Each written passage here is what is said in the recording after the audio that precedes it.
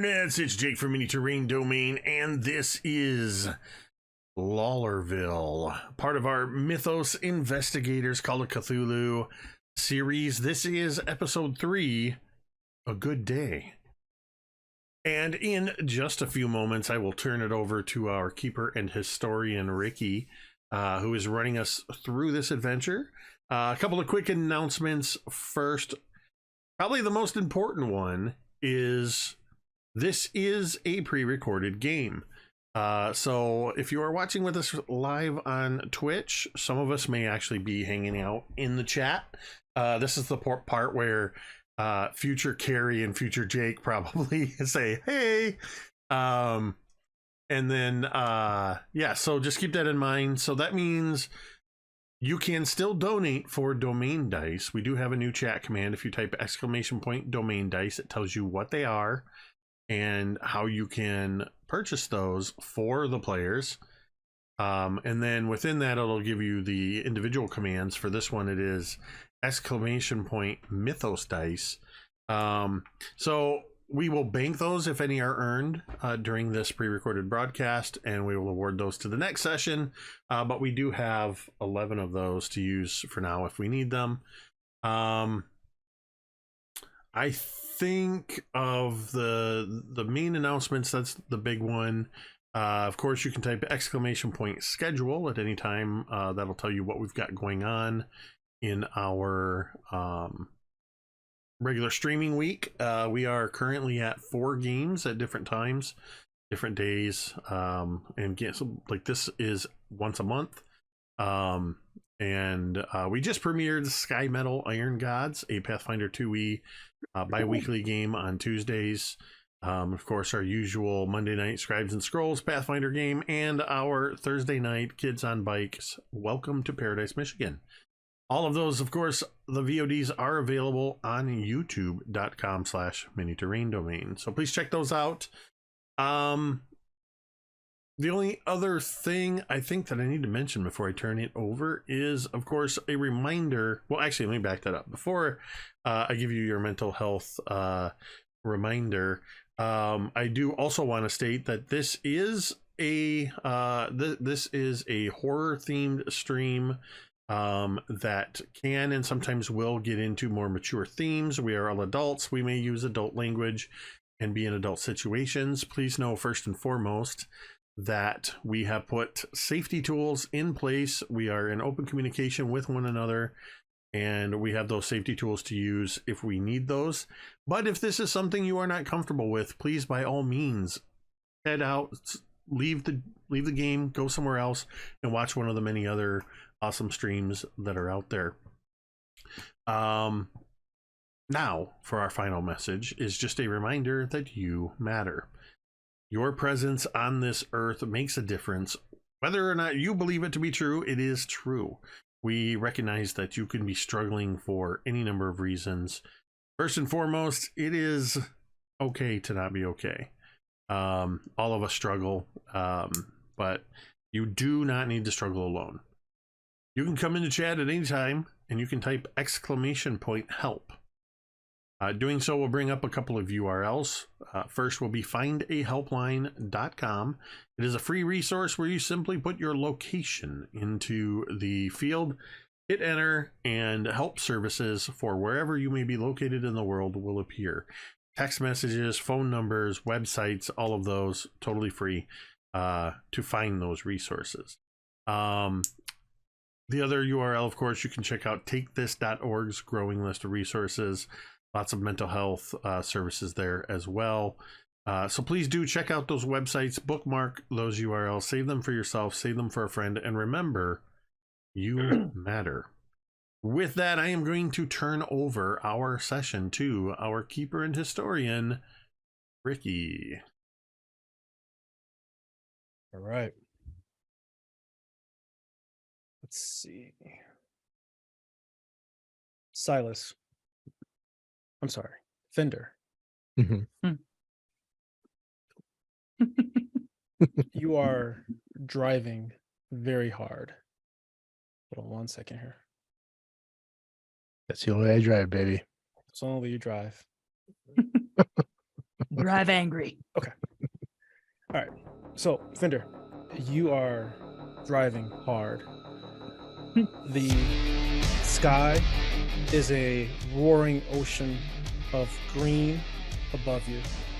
Lightning is arcing from the ground in these green, long, huge, thunderous bursts.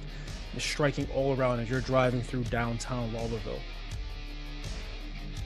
You're looking around and you see these non-Euclidean hexagon whirlpools. They are swirling on any flat surface, whether it be the ground, the side of a building, they're just swirling around. And out of some of these whirlpools, it seems like these large, ropey, black fingers are reaching out of them. Your teeth are bare. You can taste the blood that's leaking from your eyes, from your nose, and from your ears. Can you describe the cab you're driving? Yeah, my cab is an older model. I like to work on my own stuff, so I don't like the newfangled ones with the all the computers and electronics. I like a good roll down window. So it's a 1970s mid to late 70s era Chevy Impala, big old boat of a car, made of solid Detroit steel. Yeah. And he got this guy to airbrush a picture of him on the Fender, actually playing a guitar on a mad riff, and just with fire coming off it, and just it's this gorgeous sort of image on the side. His Fender beneath that, and of course on the side he has his the phone number for calling taxi and all that stuff. But the inside is pretty clean. But the tape deck and the stack of tapes on the seat next to him, he sort of fishes through them, pulls one up that is completely unmarked. He throws it in and hits the button and begins playing some form of Metallica or AC/DC. Right. Awesome. And the steering wheel itself is covered in this leather. Mhm. And of course he has the on the shifter he's got the skull with the lights lit up. Oh, Badass. spectacular. That is such a great detail. You are peeling away, and describe to me the feeling you get as you're looking in your rearview mirror and you see this towering spire with a giant green sun above it as it recedes from view of your rearview mirror. Well, he's thinking that no, not today, not today. You're not. I'm not playing that today. I'm on my own. I'm away from that. You can't touch me anymore. I'm gone. I'm free. And Free. As he cranks up the volume on the stereo again, right up to 11. And now describe to me the feeling you get as that very same tower appears over the horizon, like you're driving back towards it. Ooh. So he looks up and he sees this, and he sees him there. He's like, he just gets furious, and pops the tape out, grabs another one, shoves that one in, and this one's even more. Reaches down to the dash, pushes the a button, and the subwoofers kick in. He cranks the wheel off to the right to steer away from it. It's like, no. And he steers off in whatever direction it takes him. What does your father say to you as he sits in his passenger seat of your cab? You can't escape your destiny any more than you can escape needing food or water. You are always a coward that way. So good. Roll sanity for me. All right. Oh, Jesus Christ. Good Lord. Wow. Right off Coming the in bat. hot. Coming in hot. I expected nothing less from Ruckus. Let's go. Okay, it's not bad actually. 13. So yeah, success. What do you tell yourself to calm yourself and to let yourself down to? the strange apocalyptic landscape that you're witnessing in Lawlerville. Well, he's had some pretty bad nightmares in his time, and he's had some pretty bad trips. For years, he tried to self-medicate with all sorts of substances, so he pulls on his own. He kind of resorts to his old favorite, which is he sort of reaches into his pocket and he pulls out a coin and begins flipping it. You know how you kind of roll across the back of your knuckles, and he just sort of absentmindedly keeps flipping it and just staring straight at it, flipping it, and he can feel it sort of rolling across his knuckles, tucking back underneath, coming up again. Nice. And he's just focusing on that as sort of almost like you'd see someone with prayer beads or a rosary, sort of using that as a way to sort of get his mind off of what's happening, because he's been on some pretty bad trips before. So roll a quick drive skill. All right. Oh, that's a good skill for right now. What skill? Drive, if you have. Oh yeah. Hope you got it. That I can do. I say, if anybody should have a drive skill. I rolled I rolled a 13. Which actually I have a drive of 65, which 13 is an extreme. That's an extreme success. Yeah. You are as you're hit that hard right, your car kind of fishtails, it kind of does like that cool drift, like in Fast and Furious, straightens itself out just as it goes down this rear wheel drive, baby. Yeah, this very this one-way street. You're just killing it. You are dodging with great efficiency all of what looks like at this point statues. They were once people, but they're all people or statues with their arms lifted up, all on green fire. Give me a quick spot hidden check. Okay. I'm just picturing a very Sin City-esque view. Of him, with the sort of almost comic book-like motions by the car, and badass, so fucking cool. It's a regular success. Regular success. Okay.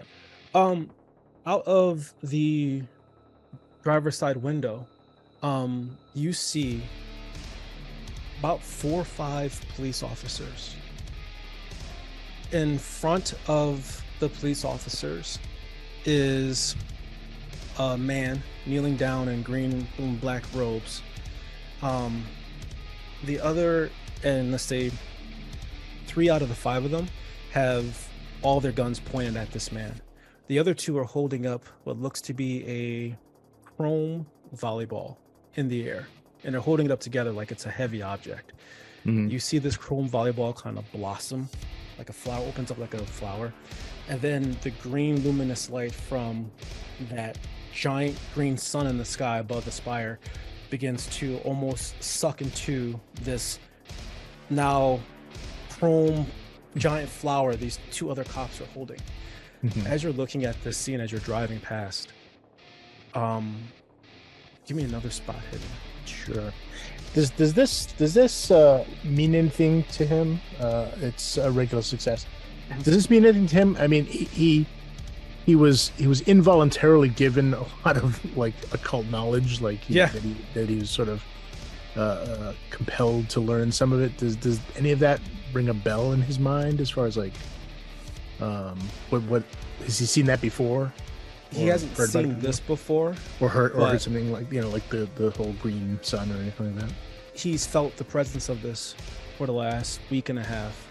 He's felt the overwhelming sense of dread, and he knows that feeling he's getting is from worlds and dimensions beyond. Okay. But if he could identify it, if you sat him down in a room, he couldn't put words to it. All right. All right. Gotcha. So you did regular success on that last one? Yeah, just regular. Yep. Okay. You can at least tell that one of the cops is Brock. And you can tell that they just, you see a muzzle flash and a pink mist on that man kneeling before them. Yeah. And then they just all light him up. Like that scene in Predator when they all go in the jungle and just wipe the jungle down. Yeah. And they just unload all clips. And to the point where who was ever in this robe is now hamburger meat. When that person falls down, they stand around him and they reload and just fire again. on and on and on and on. Yeah, as they slowly recede, he's glancing up into the rearview mirror. Actually, he's glancing into the side rearview mirror because he tore off the other one. Yeah. Yeah. Wow. You have such a good memory. Damn. Fortunately, these models had the side Right. mirror on both sides. Yeah, so he kind of glances over into that as he sort of leans over and pops his glove compartment, pulls out a pistol, and puts it on the dashboard in front of him. Which pistol is that? Is that 38? 38, yeah. Spectacular. Give me another drive check. This time, roll me with a disadvantage. Sure. Can't have you winning on my game. Come on now. No, can't have encouragement. Yeah. Well, I mean, yeah. Unfortunately, it's a regular success. I got a 55, so 5. I Hey. can drive 55. That's good enough. That's good enough. You come and you just get control of the vehicle before you slam into Lawlerville's police station. Okay. And you're there and the vehicle is at rest. What you see is what looks to be a 9-foot tall steampunk cyborg. And it doesn't have a head, it's just shoulders and mechanical arms. As it walks towards your vehicle, its chest inside of the head, the chest, I got my words mixed up. Its chest has what looks like a fish tank, and there's a head inside of it. And the head inside of that fish tank is the once police chief of Lawlerville. And he's obviously operating this giant mech of a creature as it's walking into the police station. There's a Korean man with tactical armor, and then there is a man wearing a long brown duster, and he has a satchel over his shoulder. He looks at you in the car, and as he looks at you in the car, you are brought back to present time, and you realize that person who was looking at you in the car in that duster with those other 2 men is the man standing in front of the community center holding the spinning compass, the vigilant citizen. Okay. Oh, cool. What do you do? We're now back in modern times. All right. Is my revolver actually on the dashboard at the moment? Oh no, you are no longer in the car. You are in the community center of Lawlerville. Oh, okay. All right, gotcha. Okay, gotcha. Yeah. He takes a moment, and he immediately puts on his dad face, which not that he's a dad, but the face he put on when his dad was around, to make it seem like everything is fine, and that he has control over everything. And so he puts on that face, and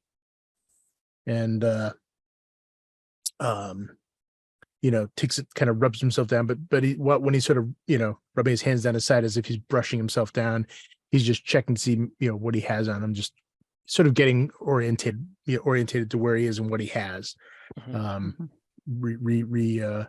recalibrating to this reality.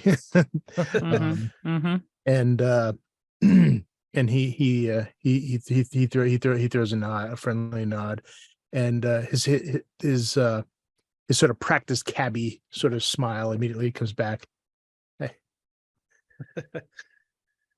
The vigilant citizen is standing in front of the auditorium, and he's holding this spinning compass in the air. And he says to everyone in the room, "Isn't it strange? All these things keeps happening in our town. Isn't it strange that most of you don't even remember the things that has happened in the last 5 years? Isn't it strange that we just had a bridge collapse with how many dead? 200? 300? No FEMA, no National Guard, Nothing even on the news. We are being quarantined, people.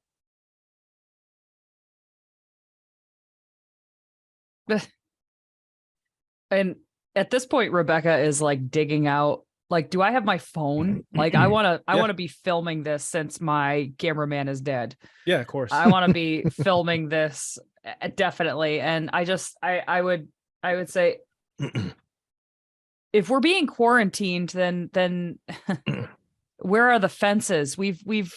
I've been driving all around today. I didn't see any checkpoints or stops or anything like that at all. Yeah.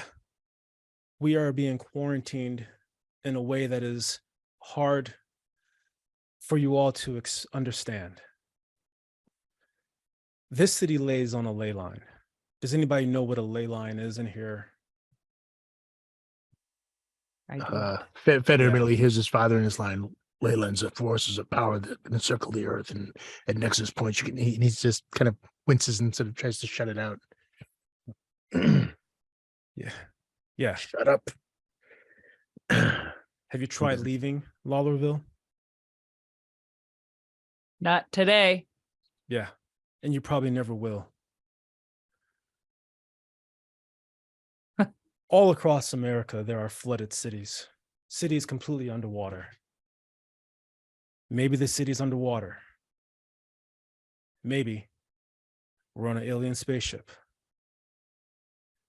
All we know is that no one is leaving. Go ahead and try.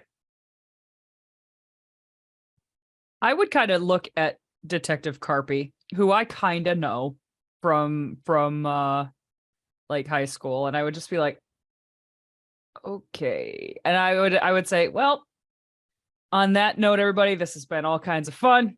I'm leaving. And I would like make my way towards the back of the auditorium. Detective Karppi? Go ahead. No. Well, I was going to turn and kind of, because I think I was still standing by the door, if I remember correctly. Yeah. Mm-hmm. So as she sort of goes past, I'll turn and go, and just kind of turn around and follow behind. It's like, somebody call for a cab. And I would stick with Fender, and I would go with him.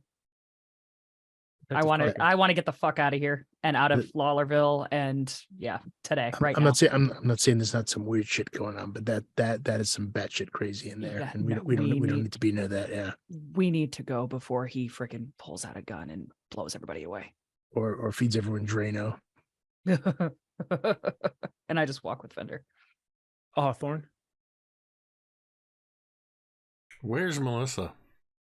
Melissa's still up at the podium. So if this was a large gymnasium, imagine a whole lot of chairs in sections and then a walkway, and she's at the front podium, and the vigilant citizen is in the middle of that walkway, in the middle of all the chairs.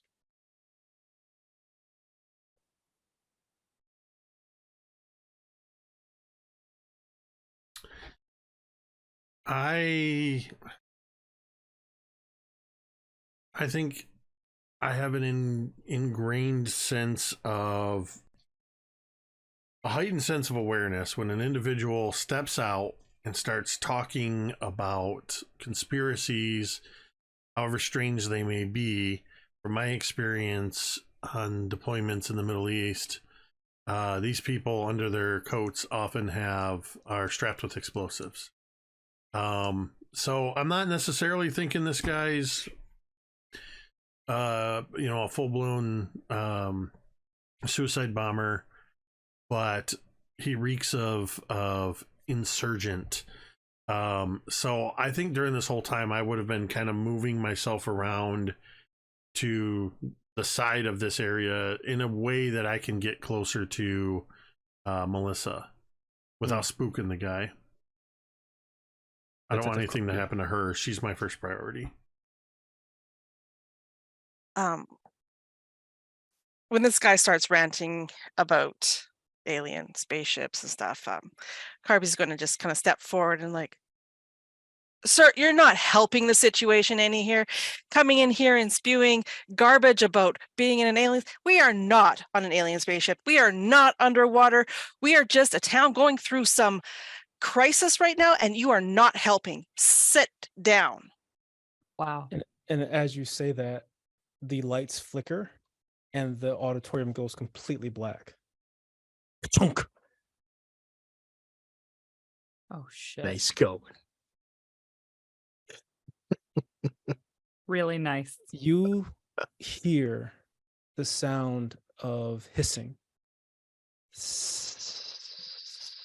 Fuck, we're getting gassed. You hear We're the leaving. sounds of, it sounds like steel cables snapping from a bridge. You hear the sounds of whipping, like large, thick things whipping around.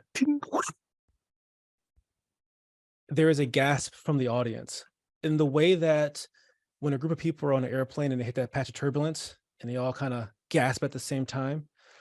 That's the feeling everyone feels in their stomach, that sinking drop of gravity. And everyone kind of lets out this collective gasp at the same time. The earth beneath you, the feet, you feel the earth begin to tremble. And the air smells like, anybody ever put their tongue in between a 9-volt battery? Yes. That is what the air tastes like. Ouch. It is electric and it has that coppery taste in the air. What do you do in a complete darkness? Nobody panic. I move into where I remember Melissa was. Trying to make a beeline for the podium now. I think Rebecca probably like instinctively grabs for Fender since she was kind of walking with him, and would kind of try to still continue forward towards where she remembers the door being. Fender?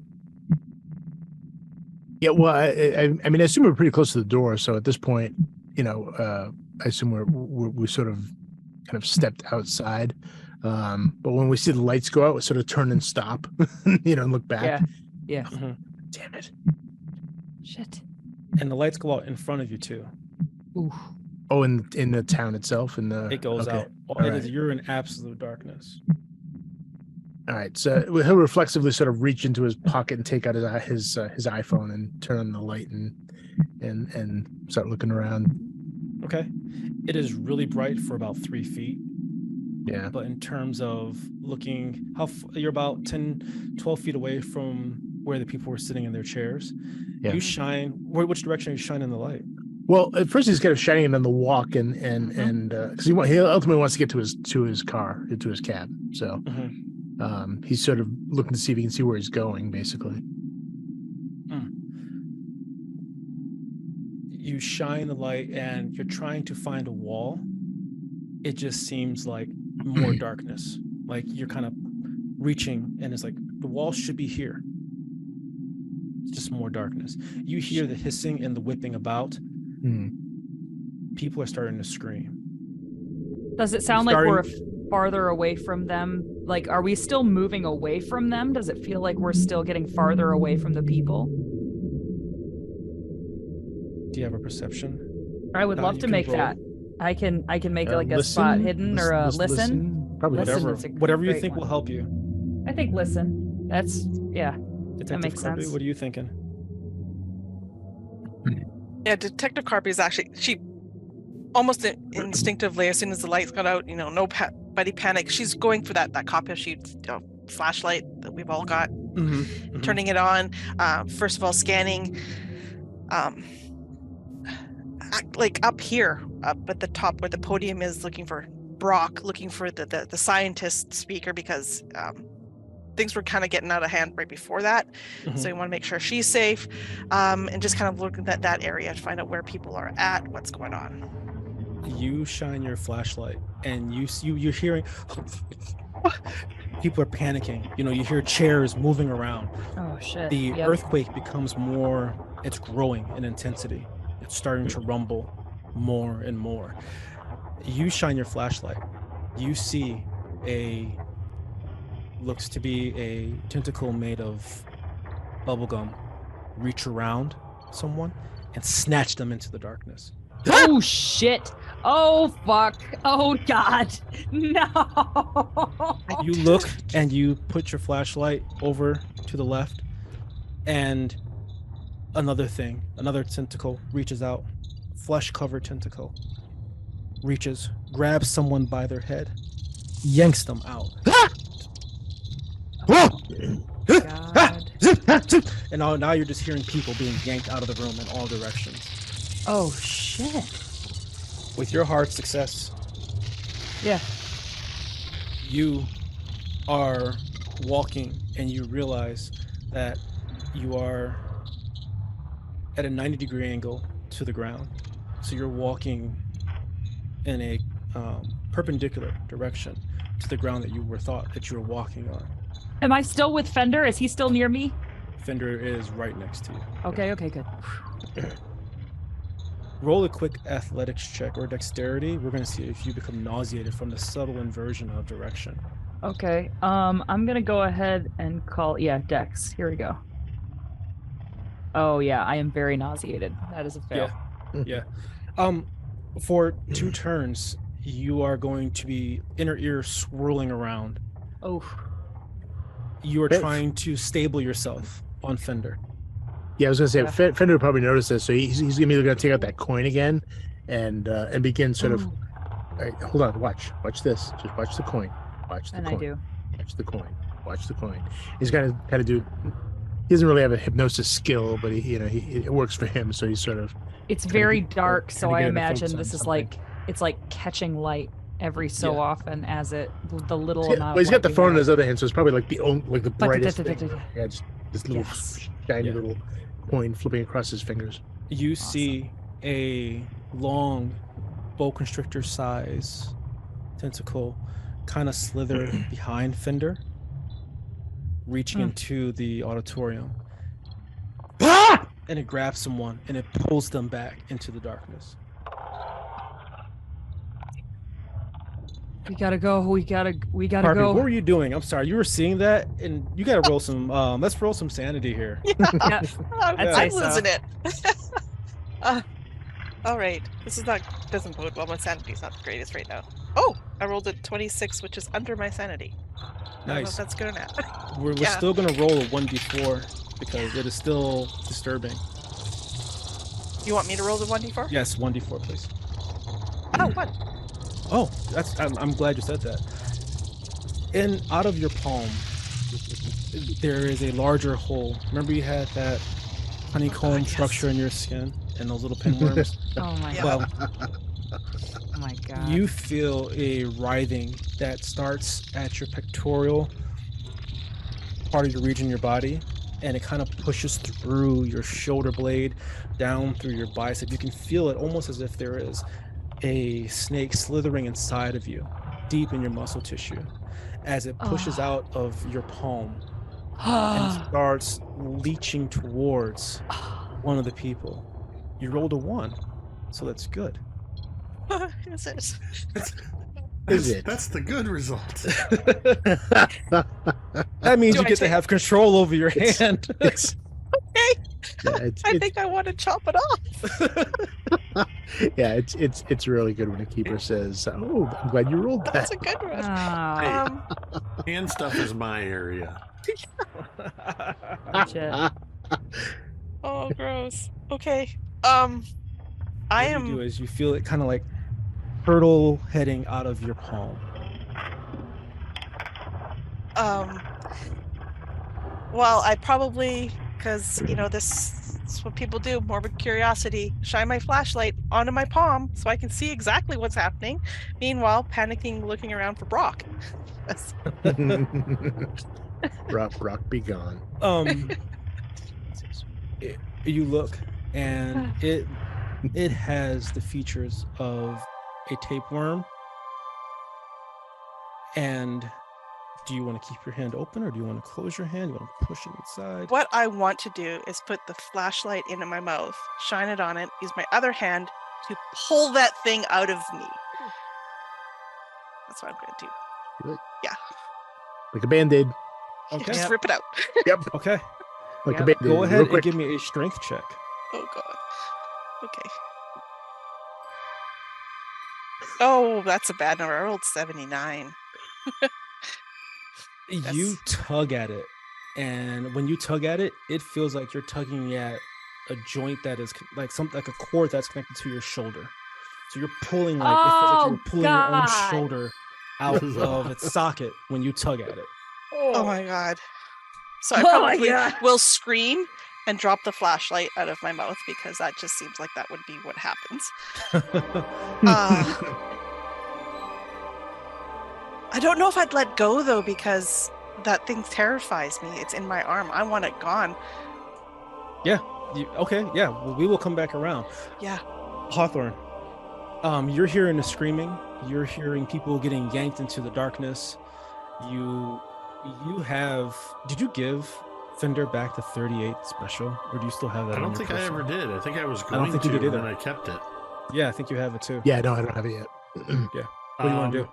I think at this point, as I'm still trying to get to Melissa, I've pulled the 38 out, and I'm in full soldier mode. Not used to necessarily having a 38 revolver, but I'm like full on, two-handed down at the side, moving along, eyes everywhere, looking every time somebody's getting yanked. Mm-hmm. Well, meanwhile, trying to figure out where is this vigilant citizen dude, and more importantly, where is my sister? And I'm the most important aspect of that is I am trying to get to my sister. All right, you can look for one. Which one do you want to look for? With intent. With intent is my sister. Okay, give me a quick. What's that perception on your character sheet? Spot hidden. That's gonna be spot hidden. That's a 3. That is a extreme success. You see your sister. She is at the podium, and she is talking to a woman that is in tattered gray robes, and they're having a conversation. Like, it's very quiet. You look at the woman in tattered gray robes, and you see that connected to her, that she's just an extension of this giant worm-like creature that is snatching and grabbing everyone into the darkness. As I am moving towards my sister, I raise the 38 and I start pulling the trigger at this woman/tentacle creature. All right, let's fire some shots. Pa, pa, pa, pa, pa, pa, pa. Go ahead and use your small arm skill, and you're going to roll at disadvantage. Let's see. Jesus I've Christ. got to find this. Karppi, I don't have a he's got small arm weapon. skill. What? Gotta deal with him. Firearms? It's Firearms, yeah, firearms. Oh, yeah, firearms handgun? Yeah. Little busy, Rebecca. You hear in your head. So that, hold on. Dice jumped out of my tray. That is a 35, which is a hard success. Good success. Good shot. Go ahead and roll me I think a 30 special does a 1d10 for damage. All right. So let me check. It's either 1d8 Yeah. or 1d10. Is it 1d10? It is 1d10. Yep. It's a 5. All right. Respectable. What were you shooting at? Center mass. Okay, yeah. The rest of you hear the sound of it sounds like a gun fired underwater.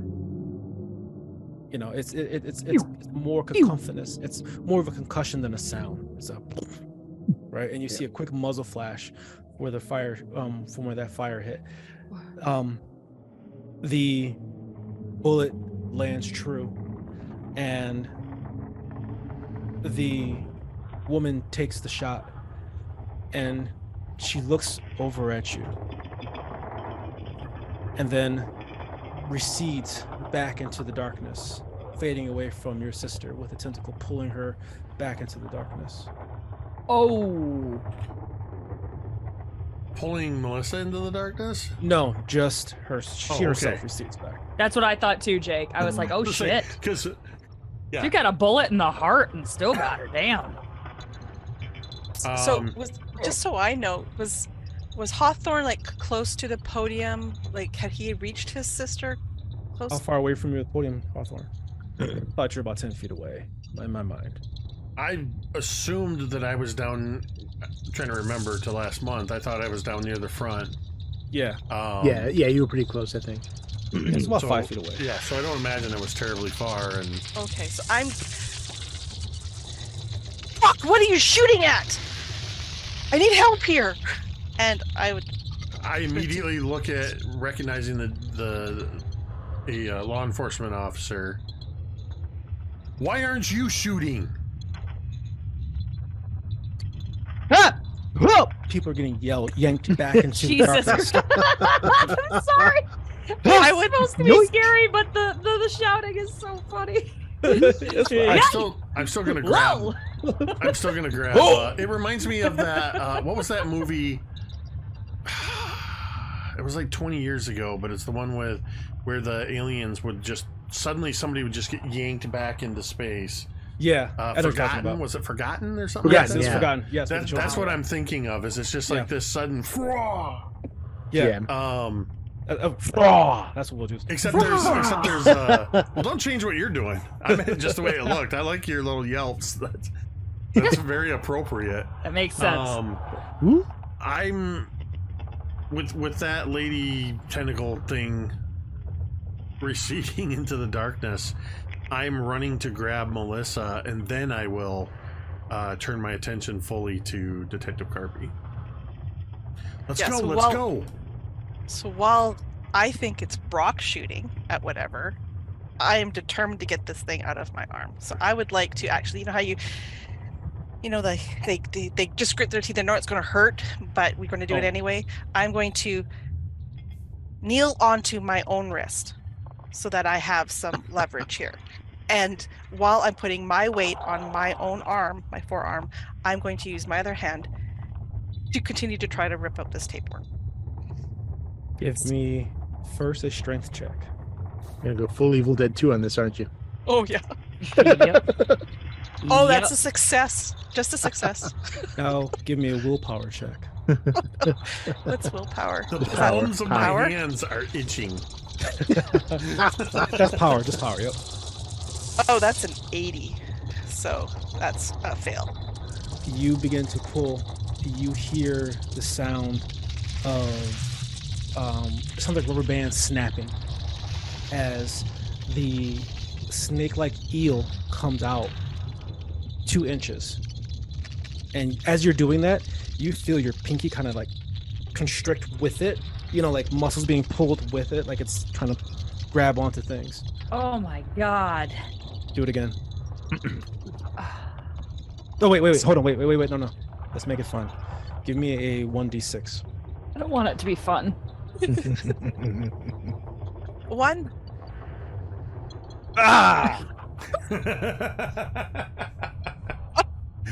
Try it again once. Boo. So you want me to roll strength or willpower? Well, strength first. Strength, okay. Oh, that's a 73. I'm not strong enough. Actually, I'm sorry. Roll it with success. Oh, sorry. Bonus Roll it with Go ahead. bonus die. bonus die. That's what I meant. Roll with Wow, success. Freudian slip. Roll. Freudian slip. I'm just Whatever it is, everything it's off a the success. bag. I don't know what that is, but I like it. I like It it. changed the 73 to a 3, which is an Nice. extreme success. Thank you. Oh, yes. Yes. Nice. Roll with success indeed. Now, roll me power with extra die. Karppi's gonna be the BBEG. Oh, both of them worked. I got a 10 as the lowest. Perfect. So that's a hard success. So happy you roll success. Oh, no. You grab the head of the eel and you pull and pull, and it becomes 12 inches, 18 inches long, 36 inches long. it expands to your wingspan of your arm. And just as you get to the tip of your own wingspan, you feel its tail kind of slither out, and out of your palm vomits like this ichor, and blood pus just falls out of your hand as you pull this thing out, and the thing falls on the ground. And then you watch it slither down the aisle and jump on one of the citizens in the town. It is a middle-aged man. He's sitting there scared, and you watch this thing latch on around his neck and then slither down his throat into his gut. Sucks to be him. He falls down writhing, vomiting, foam, and screaming as his stomach begins to swell in immediate pregnancy. Just Look away. Look away, child. his stomach, as it begins to like swell to this point like of a beach volleyball, Oh my god. it explodes with hundreds of little worms slithering about, infecting everyone else, just reaching and grabbing everyone else. We're going to roll some sanity here. And then I also want you to roll a 1d4 for damage. Okay. Cool. Can we also do a Mythos die? Because I think that's also very Fuck appropriate. yourself, Kaeryn. A mythos You wanna do die a mythos for die? who? For yourself? That was Yeah. the kindest, most Canadian mythos die I've ever heard called. Excuse me. Oh, real sorry. I'd like to make my world harder. Yeah. I would like to please use a mythos die. Mhm. On myself. Okay, so sanity, I got 15. So apparently, I still succeeded that. What I want you to do is somewhere on your character sheet, I want you to write down the word occult, and I want you to write down the word violence. And I want you to put a check mark next to each of those. Jesus Christ. and Ricky's making violence. up rules. We're fucked. We're off the rails. Now I want you to roll a 1d6, please. Did you want the 1d4 damage? We'll resolve that in a minute. Okay, 1d6. 6. Ooh, Add 6% to your occult knowledge. Ooh. So whatever your occult knowledge is, increase it by 6%. Nice. okay. Decrease your sanity permanently by 6 points.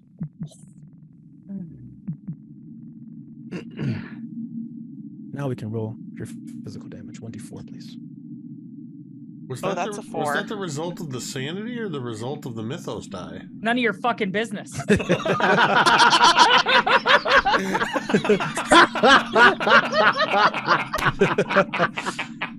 I got you, Ricky. I want you to remember this. Yeah, I appreciate that. Somebody needs I to clip appreciate that. that was didn't even not even a beat, and you were all over that. None of your business. Sit down and back. 4 points of damage to you as you feel yourself suddenly become exhausted, as losing a pint of bodily fluid, which is a combination of blood, what's that stuff they spin out? Fluid. Plasma. Plasma. There we go. Plasma. And it looks to be a couple of bone fragments in it too. Ugh. Okay. And now, one more check.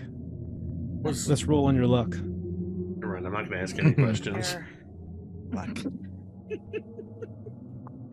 Bad Okay, I rolled a 65. My luck is 60. It is on your dominant hand. That is your right hand. Oh shit. Okay. So, whichever hand's your dominant hand is what we'll call it. So now, whenever you want to fire your pistol, whenever you want to do something with your offhand, you will have a 20% reduction to it. I'm sorry, 20% addition to it to compensate for that left hand dexterity. Okay. All right. That was a lengthy little math equation we did there.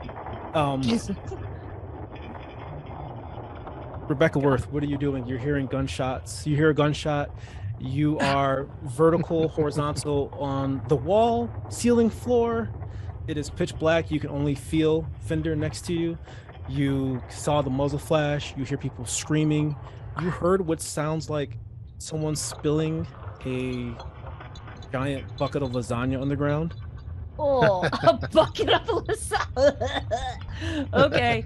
Oh my God, I'm just trying to get away. Like, I kind of, at this point, even though it's dark, I close my eyes and try to picture where the door to the gymnasium was.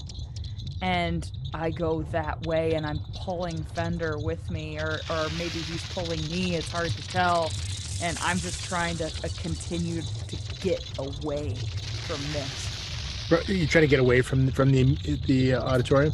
Yes. Or from the gymnasium, rather? Yeah. I Okay, want out Right. badly. Yeah, Fender's just like, all right, just we'll stay on the ground.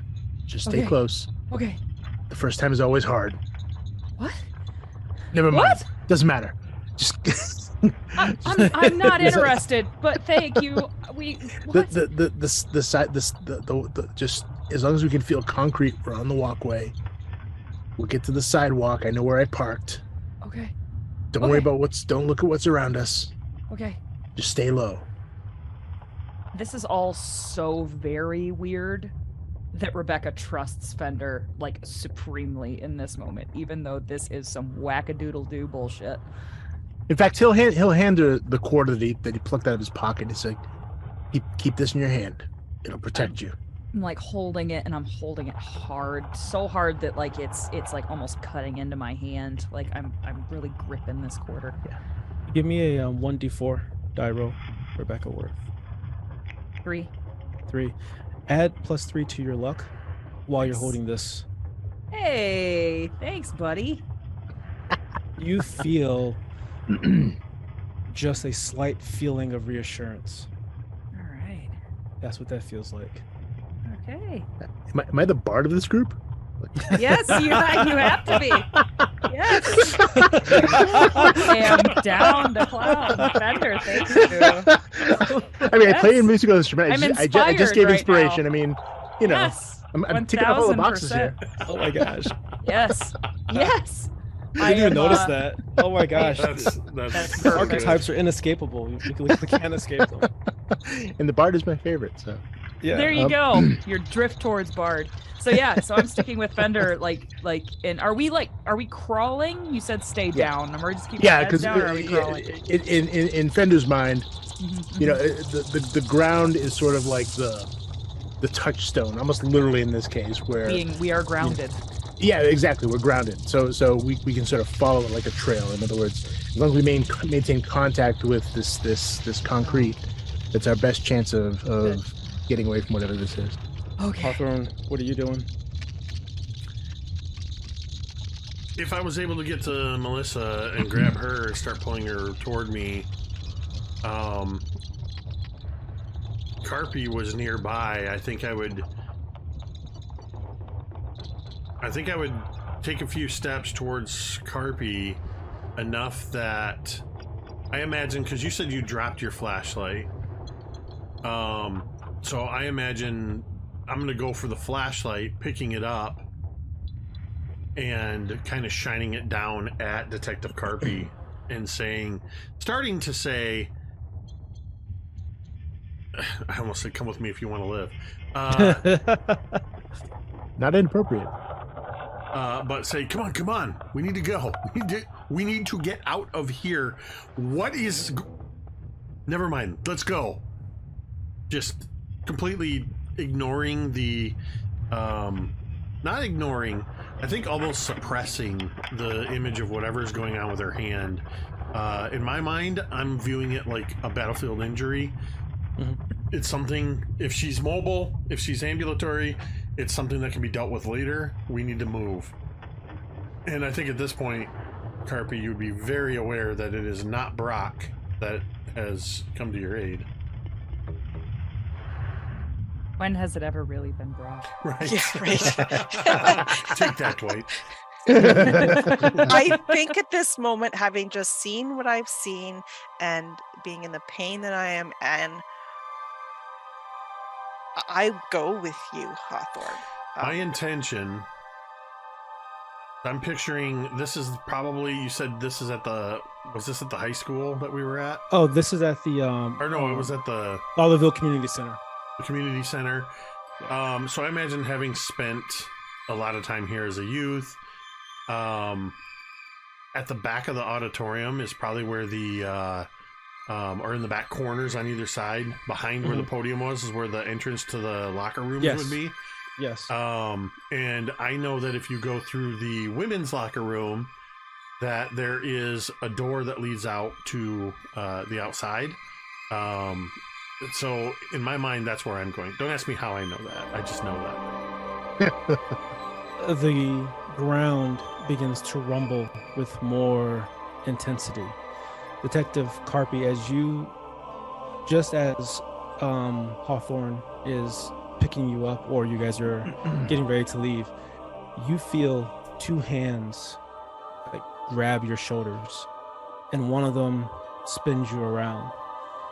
It is Susan Smalley, is one of the residents of Lawlerville that you just happen to know. She looks at you and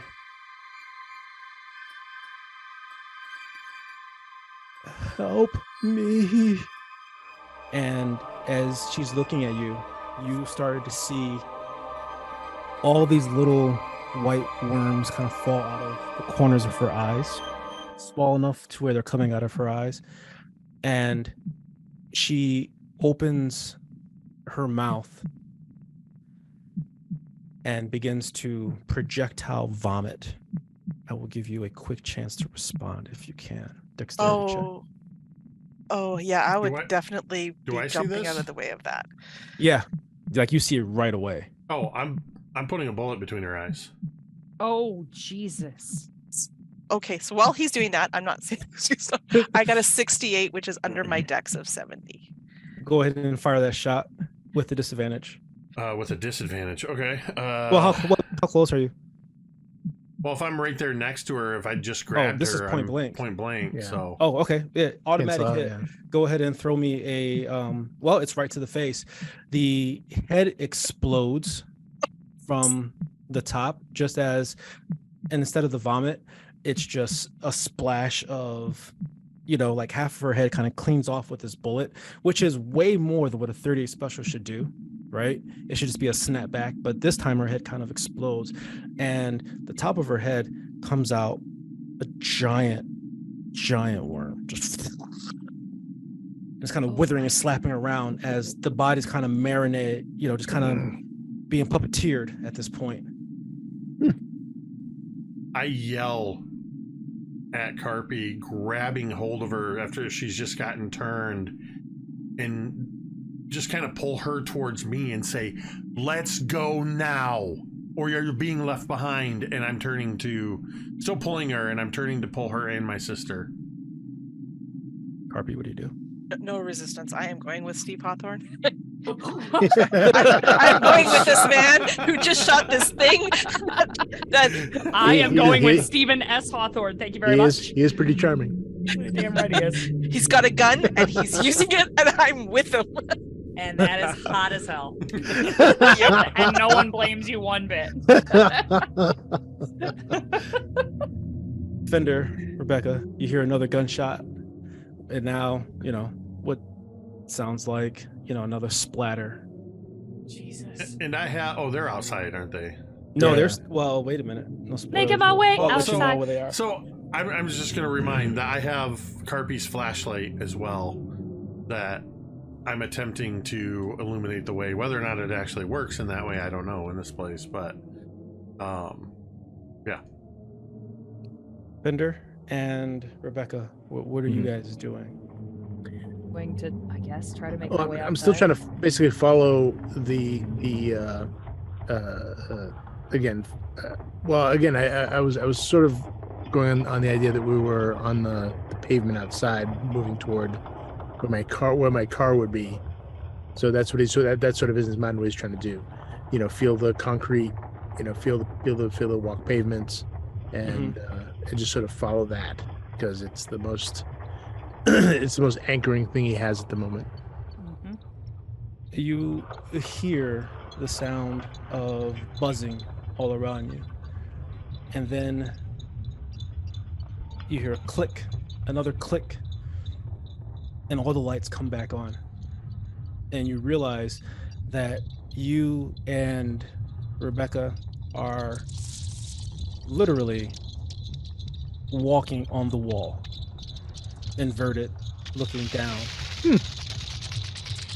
And in a moment of Wile E. Coyote, oh my gosh, we're outside of gravity kind of thing, you fall Yikes. down to the ground. Okay. Give me a quick D4. Both of us. Yes. All right. 3. 2. Nice. Extremely average.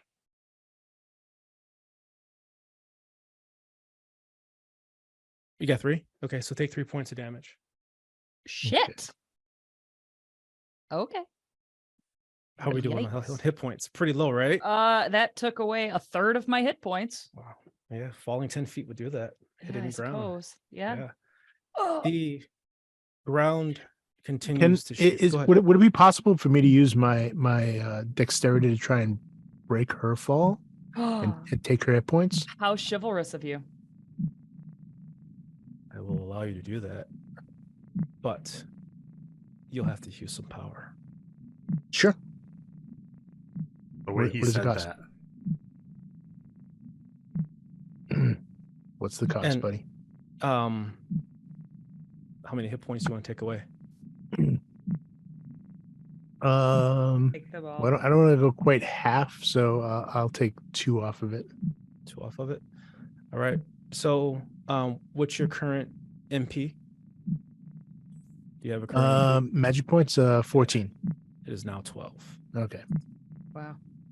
All right. Wow. Explain to me how you do this using your powers. Well, basically, as soon as he sees where he is, he realizes that reality has been, manipulated somehow, and as they begin to fall, he's going to sort of grab her, and as he sort of thinks about it, they just sort of rotate in the air. It's not even a conscious, physical effort. It's more like he's sort of wrapping, sort of altering reality slightly himself, almost as if he's like, lucid dreaming, kind of attitude where he's like just sort of spinning around. The camera shot is us perfectly still in the air, but the room Right, spins. exactly. The room rotates. Yeah, Yes. exactly. And so he lands, catching himself on his elbow and arm, which he doesn't break, but he wrenches it, and then she sort of lands on top of him, hitting him in the ribs and probably hearing a slight crack as one of his ribs cracks, but he sort of lands beneath her to sort of break the fall. Okay. Rebecca Worth. Yeah. You feel this sudden inversion and reversion and back into normal plane. But what is strange is that you could have swore there were ghost-like tentacles around you that came out of Fender, or this taxi driver. You can't be sure. A lot of weird shit is happening. But they disappear as soon as you hit the ground with him. As soon as you're right side up. Okay. I can't with you guys in the chat. Yeah.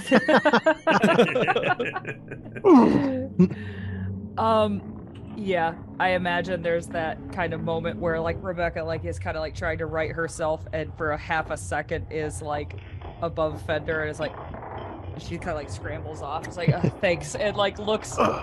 It's Yeah, anytime.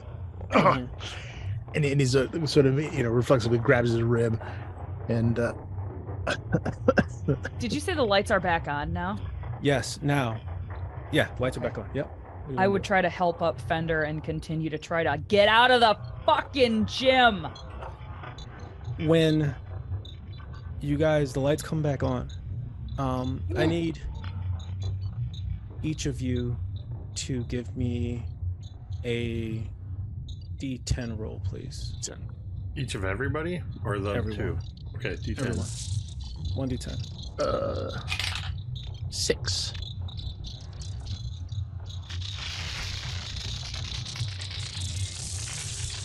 6, 7, 8, 9. It's a small straight. Is that what it is? Is it? Nice. Yeah. Okay. It's funny. The auditorium had about, I don't know, 110 people in it before. There are 30 people left, including yourselves. That's not a good loss rate. Bad You- percentage. Look around. It's about 66% roughly, 68%. Approximately. Hawthorne, you see your sister putting away her cell phone. What is her demeanor? I'm sorry. That is kind of my question too. Because I mean, both times you've talked about my sister in this whole scenario, she was having a conversation with a tentacle lady, and now she's just putting away her cell phone after this incident. So, Give me what a is her human- demeanor? What is her demeanor? Give me a human int. Well, you don't have that on that one. This No, is it going would to be a- psychology. Psychology, please. Let's see, Getting my psychology. gaming systems mixed up. Yeah, I know. I do that all the time. Psychology. It This happens when you is- bounce back and forth between games. So, that's a 61. That's a fail. Okay. She looks frightened, but like she is trying to get control of the situation. I think, given that fail, I see this as her being the professional that she is, and assume that she's been trying to call somebody important, and I don't pay it any more mind, but rather I'm turning my attention to her, and I think also with the lights coming back on and just looking around, and we don't see any sign of tentacles or eel monsters or anything. It is very calm. I am shoving the 38 into my pocket very quickly, and I am looking at primarily Melissa and just taking and just looking her over. Are you okay? Are you okay? Did you get hurt at all? I'm fine. I'm fine. Are you sure? Where's Brock?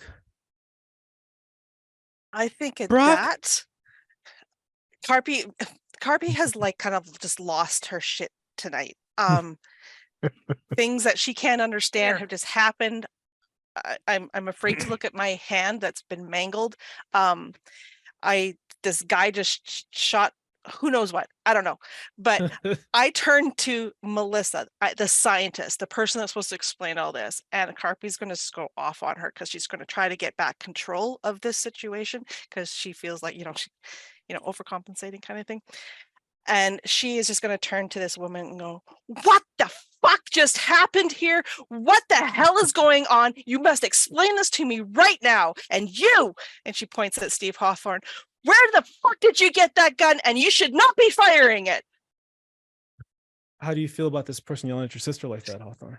As soon as she steps up to my sister, I'm going to insert myself facing Karppi between her, like I'm on bodyguard duty, and I'm going to shove the flashlight into her chest and say, "I think this is yours." Not deliberately not answering any questions. The sister sitting behind her towering brother, distracted looking for Brock.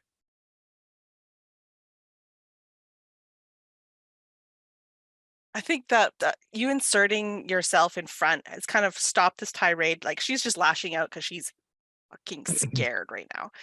She'll grab that flashlight kind of from Maybe- you. Maybe you should be looking for your detective and assessing the situation, or looking for your partner, detective, and assessing the situation. Somebody needs to take control of this situation. God damn it, where the fuck is he? And she'd be looking around for Brock at this moment too, because, you know, it's his fault. Brock, the vigilant citizen, and at least 2/3 of everyone is gone.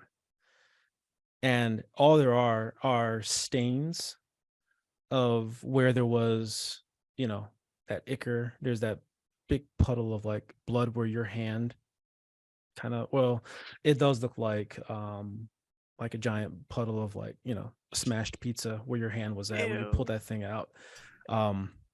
There are people are Wow. You look around, some are in shock, some are pale white, some are just crying, some are laughing, some are crying and laughing. Oof.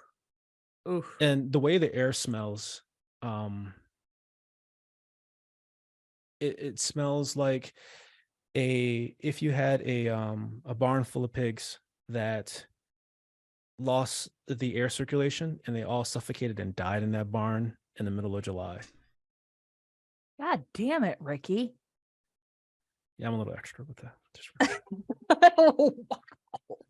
Fender and Rebecca Worth, what do you do as you look around this scene of broken chairs? There's a basketball hoop that's on the ground. It looks like someone threw a grenade in here. Stains on the wall, stains on the ground. I imagine only now Rebecca kind of stands up and for the first time in several minutes isn't trying to immediately get out of the gym. And seeing this confrontation happen across the gym, she would look at Fender and be like, I'll be right back. And she would go over and she would get near Detective Karppi and she would like put her hand on her kind of and just be like, Hannah, we've got to get out of here now. Yeah, looking between both Rebecca and Hawthorne and just kind of between the two of you saying these things, she's kind of getting a grip on the stuff. You're right. Get everybody out of here. Let's get everybody out of this place now. What is going on? You hear screaming from the side. I would pull Karppi closer and I'd be like, we need to get us out of here right now. And essentially Rebecca is implying that like, fuck all these other people. We need to take care of us. My cell phone's not working. I can't get a signal. Karppi just looks at Rebecca and just like, can't believe. Over her shoulder, you see over Rebecca's shoulder, you see Fender sort of like nodding behind her, like yeah, we need to go, like sort of reinforcing we need to be quick about this, and getting these 30 people out is not going to be a quick process. Okay. I think looking over and seeing locking eyes with Fender. Mm-hmm. And more likely than not through close proximity, if not hearing, maybe understanding what Rebecca's saying to Karppi, grabbing Melissa and saying, that's the cab we came in. You're right. We need to go. Let's all go. It's the scientist. It's her fault. Now. Go now. Now. Yep. Now we're all on the fucking abandon everybody train. I got some looks. And Karppi would actually she will push kind of push you forward, like Marines, go, and she is going to follow. Yeah, she will follow behind Melissa, being the shield between the mob and Melissa at this point. Yeah. And I'm going forward and I'm trying to find Fender again. Well, if he sees you guys moving towards him, he'll sort of move up and make sure everyone is together. and then I'll head toward the door. There, Although he will listen, although he will lean over at Hawthorne and say, just a heads up, if this ever gets really investigated, I'm saying that my gun was stolen. And I look right at you and I say, "What gun?" He gives him a thumbs up, like, Amazing. that's the man. All right. which way are you guys leaving? You guys are The trying to, like- nearest door. I mean, Yeah, yeah. I mean, again, Fender's the point, the rally point, as far as I'm concerned, for the rest of us. So we're moving towards him. yeah, and is he? I know he was sort of hanging out near the door, and things happen, but I assume that's probably still the closest door to us at this point. Yeah. Now that we're back in sort of some semblance of reality, yeah. So he'll just sort of be pulling them either physically or emotionally in that direction. A towering man stands in front of you, and he's holding one of the folded chairs. Hawthorne, I know you for a long time. We played ball together in high school, and before you left the military, you were a stand-up dude. Got a lot of respect for you here. I ain't letting you leave. Not with her. Not gonna happen, bud. Not till we get some goddamn answers. Since he's paying attention to Hawthorne, Fender is going to just is going to turn and punch him in the stomach. Ooh, All right. Right Oh. in the old solar plexus. Yep.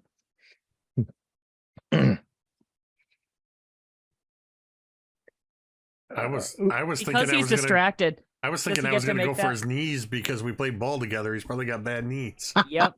Because he's Um, distracted, does Alex get to make that with a bonus die? Perhaps? I mean, does he get to roll with success? Yes. Why are you guys helping each other? Get out of here. Because we're a team, clearly against you. We're a team. And yeah, you can roll with a bonus. Sure. Okay. Sure. That's good. There is a crowd luck of otherwise. kind of building around like, yeah, we're not letting them leave. Well, But- I think I'll take the 50 over the 100. So just because that's a regular Yeah. success. Yeah, that face you make, Cari. Yeah. You're welcome. Yeah. All right. So you hit him in the stomach. And he topples over for a moment. And yeah, he bends Come over on. and the rest of the people start to rush you with that Yep. provocation. Let's go. They were kind of circling around and don't let him leave. Don't let him leave. Let's see what this person does. By So, all means, so though, Hato, what do you detective, get? let's You save got like 4 shots left, I think, or did you have how many shots? I have you fired used? twice, so I don't know So if yeah, it's 4. a 5 or 6 shot. Oh, it's a 6 shot. Yeah. Mhm. So I'm waiting to see what this next person does because I've got an action queued up. Everybody Yeah. roll luck. Oh, All right. Ooh, a luck check. Glad I didn't spend luck. Okay. And I'm glad I have a bonus because I got my Uh, nickel. Or my 27. what? That's a success on that. Oh, I also got a success. my luck is 50. I rolled an 89. Yeah. I also got a success. So sorry, Steve. 3 successes. We one failure. win. We win. Pardon me. You feel, Hawthorne, you hear first before you feel it. And it sounds like someone literally broke a chandelier right behind your head. And the next thing you feel are shards of glass as someone has hit you over the head with one of the coffee pots filled with hot coffee. Oh, Oh. Because it's community center, they had coffee and cookies and shit. Of course they do. No. So Coffee and cookies and shit. Of course. You don't waste when this coffee like starts that. going sideways like this, Karppi would like to pull out her gun, shoot it to the ceiling, yell out, "Enough! Taking her into police custody! Back off!" Hawthorne, you gotta roll a damage 1d4, please, first. That is the coolest fucking thing that's ever happened. That's the whole like shooting the gun into the air thing. That's badass. That's a 3. The 3. Ooh. All right. We're gonna go ahead and take that in half and round it up, so 2 points of damage. It's just a coffee pot after all. but there are little glass shards and hot water on you. What do you do as you hear the gunshot go off and you have this magma hot, community center coffee on your neck? This part is it's probably bad coffee. Like It's bad. Oh, yeah, It's it's got that Mississippi burnt mud. smell. those cheap packets that Uh, It's got that not burnt good coffee. smell. Somebody made the coffee like way early, A week so it ago, was sitting yeah. on the burner for a long Yeah. time. Oh God, Mhm. it's sludge. Yeah, it's Non-dairy creamer everywhere. I think there's a small part of my mind that thinks this isn't the worst thing that I've had running down my back based on deployment stuff and dealing with citizen uprisings and whatnot. But I think I'm staggered for a moment, and hearing the gunshot, there is a brief moment when that gun fires that I look at my own hand expecting to see or checking to see if the gun is in my hand. And there's just a flash of that same kid that Fender saw get into the cab when I got into the cab the first time. Roll sanity. Okay. We make him make a Mythos die check too. Absolutely. Wow. So I have a 38 for sanity, and I rolled an 89. Wow. And there's a Mythos double die that win. just got spent. So Yeah. Damn. yeah, this is. Well, okay. I suppose someone's going to do Dwight's job while he's not here. Yeah, there you go. Exactly.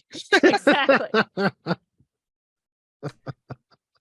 Bring us back to that night, Hawthorne. Walk us right up to the edge. Don't give us the conclusion, but walk us right up to the edge of, and let's journey back into your mind for a moment. The day was long and hot. It was the midsummer. We had occupied most of a village. We'd been occupying it for close to a year now.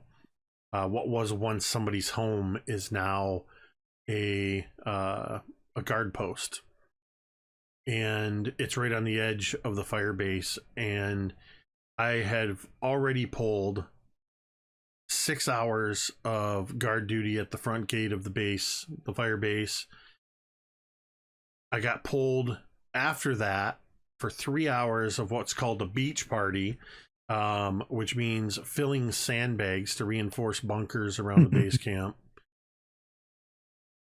Hot, dirty, barely had time to squeak in about 10 minutes in the dining facility to get some cold chicken and mushy green beans and watery mashed potatoes before I had to fill in for somebody that got pulled on another detail and forced into another 4 hours of guard duty at the top of this makeshift plywood and 2x4 cupola that sits out the top of this house. Pieces of broken clay tiles around the edges.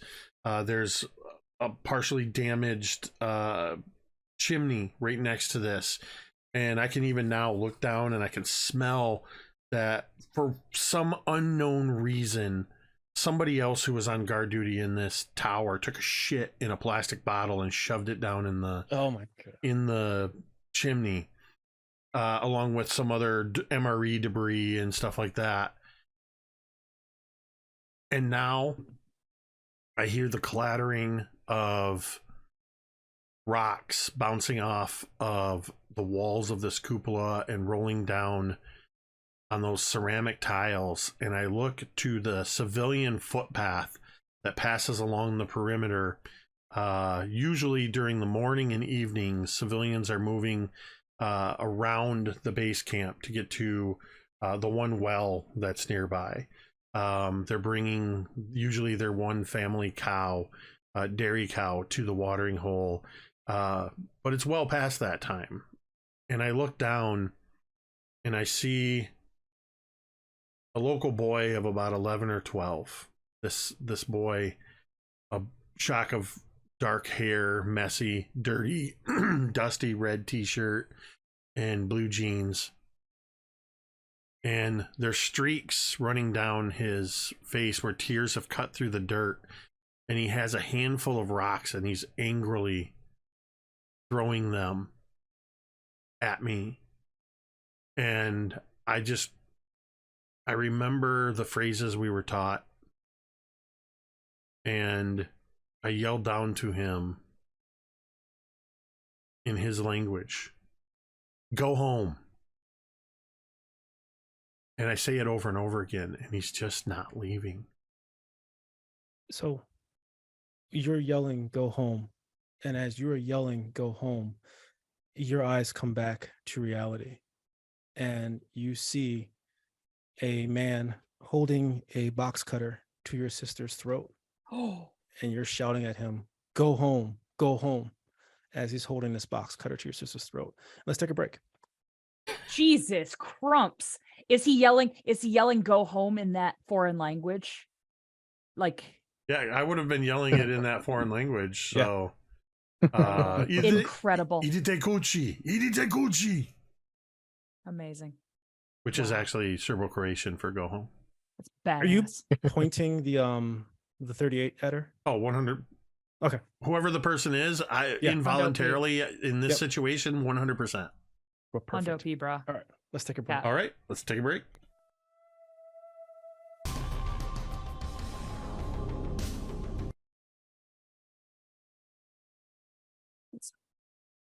Fender, you see, who is the man you see holding the box cutter to Melissa? This is one of the people that you know in town.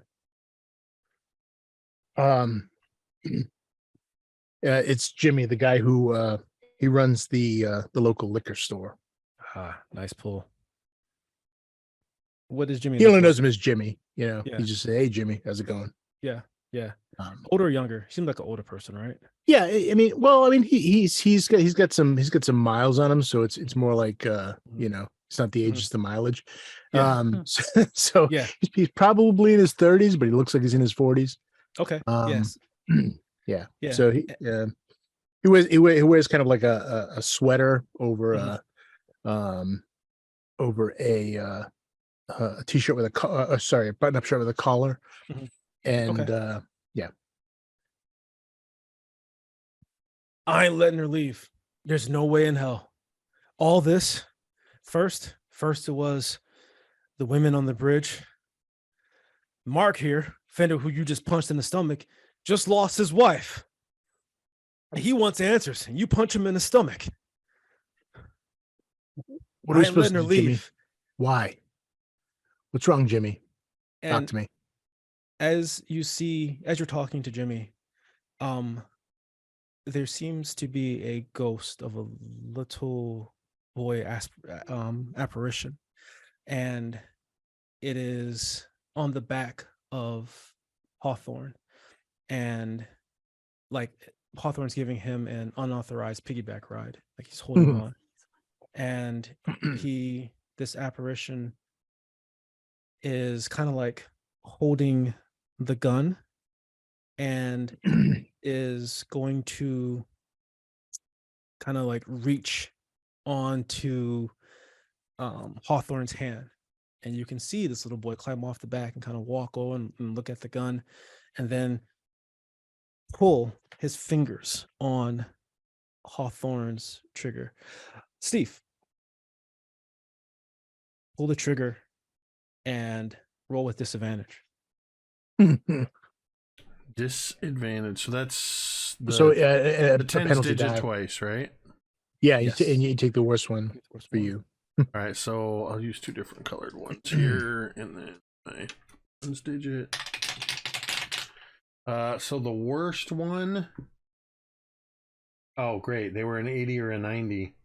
You're gonna kill So- your sister. I got It's a an 97. Oh, that You're gonna kill your sister. what's your firearm skill? 70. Okay, so it's not. I don't think that's a It's not. critical It's failure. not a critical failure, Yeah. but it is a failure. Their first Yeah. shot rings off, and the bullet goes wide and hits the podium behind. The crowd breaks into pandemonium, And as the crowd breaks into pandemonium, as they just witnessed an attempted murder or self-defense, depending on how you frame it, you see, Fender, this ghost child like kind of walk over to Melissa, look at her stomach really intently, and kind of put his ghost hand into her stomach. If I can do anything to interrupt that, I'm going to try. I would like to not let that happen. Yeah. Excuse me. Go ahead. You'll have to use magic power. So, I mean, again, he was sort of involuntarily trained, so he's not very good at anything, but he's going to try to, and sort of, what his father would have described as kind of stealing your soul, not steal as in take, Sure. but STEEL. Yeah. And he's gonna walk over and he's gonna sort of backhand this kid, trying to sort of knock it away. All right. Roll on. 'Cause I don't know how magic works in the system. Roll power. Yeah, I mean, basically the three things you use in magic are power, magic points, and sanity. Right. There's a cost. There's potentially a cost, but anyway. So yeah, power check. Yep. All right, my power 70. It's a 78. That's not great. I'm gonna spend 8 luck. Okay. Nice job. Spend 8 luck, and conversely, roll sanity. Yeah, that's that's a fail. Not critical, but a fail. I get an 84. So okay, give me a D6. All right. That's a 5. All right. 5 points of sanity, and reduce your magic points by 5 points as the apparition wisps away into ash, into the air, that kind of sprinkles away. And before doing so, kind of smiles at you. See, like, as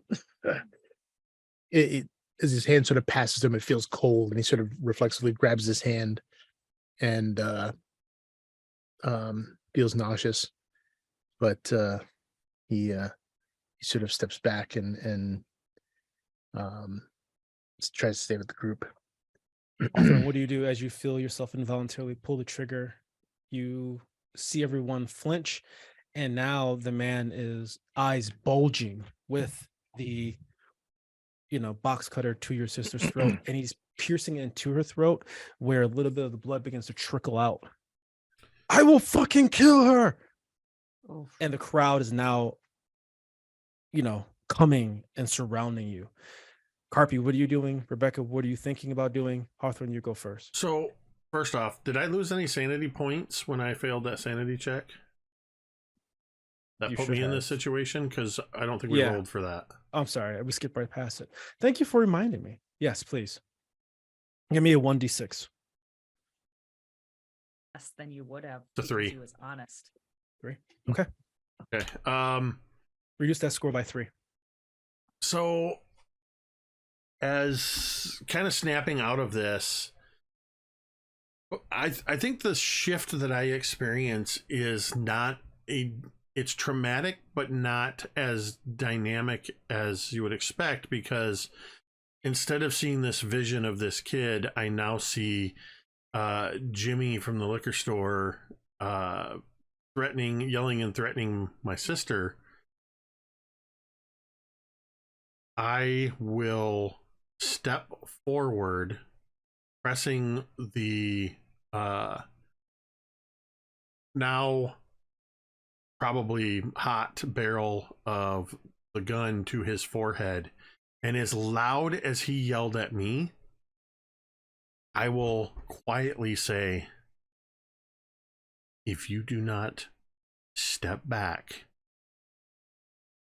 I will blow your fucking brains out. We have intimidation. Ooh.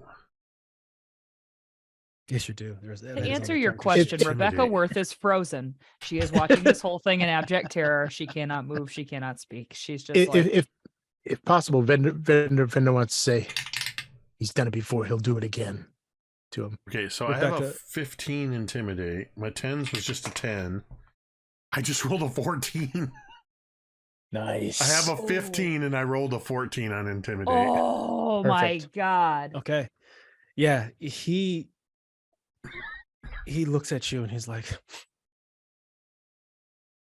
she's to blame. She's to blame. She's the reason why his wife is dead. She's the reason why everyone in this auditorium's gone.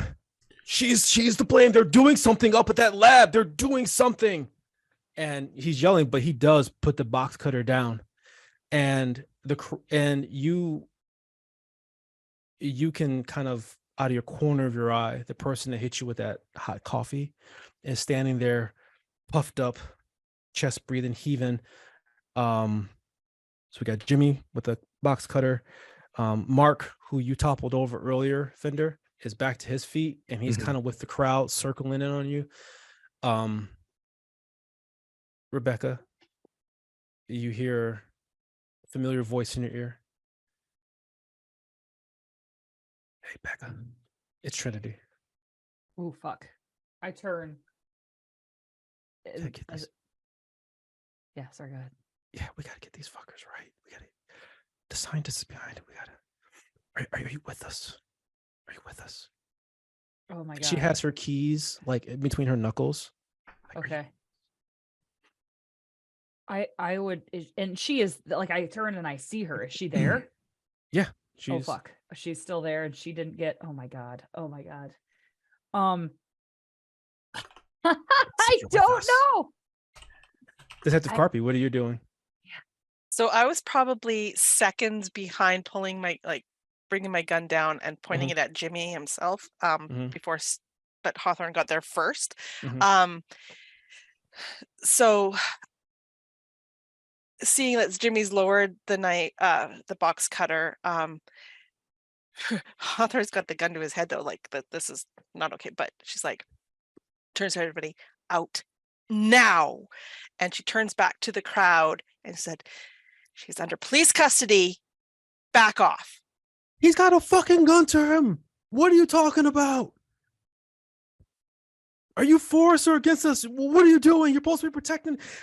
The only people We are with guns going in to the take room? her to custody and get this all settled. Back off. Go home.